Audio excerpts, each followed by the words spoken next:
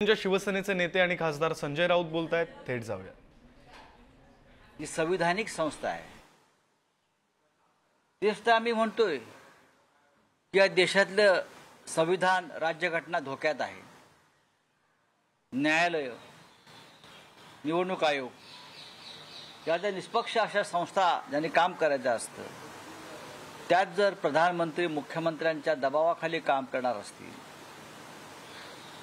तर संविधान राहिले कुठे आहे देशामध्ये? महाराष्ट्रातल्या निवडणुका डिसेंबरला होणार असतील तर ही राजकारण्यांची सत्ताधाऱ्यांची सोय आहे। ज्यांना महाराष्ट्रात पराभवाची भीती वाटते, ज्यांना राजकारणात पराभवाची भीती वाटते, महाराष्ट्रात पराभवाची भीती वाटते की आम्ही निवडणूक हारू, आता निवडणुका वेळच घेतल्या, तर त्यांनी अशा पद्धतीनं हा डाव टाकलेला आहे। झारखंड आणि महाराष्ट्र या निवडणुका सुद्धा हरियाणाबरोबर व्हायला हरकत नव्हत्या, पण झारखंडची निवडणूक यासाठी पुढे ढकलली, त्यांना झारखंडमध्ये हेमंत सोरेन यांचा झारखंड मुक्ती मोर्चा फोडायचा आहे। आणि आज आपण पाहिलं असेल चंपा सोरेन यांना दिल्लीत जी बैठक झाली आणि त्यांना निवडणुकीच्या आधी हेमंत सोरेन यांना सत्तेवर हटवायचं आहे, त्यासाठीच झारखंडची निवडणूक ते घेत नाहीत आणि महाराष्ट्रामध्ये अशाच राजकीय कारणासाठी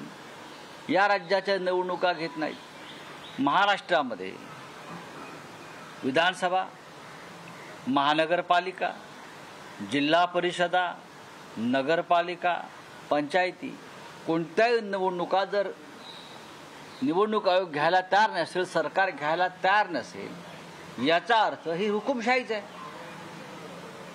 ही एक प्रकारे हुकुमशाहीच आहे। कुठे आहे राज्यघटना, कुठे आहे संविधान? याचं उत्तर कोणी देईल का?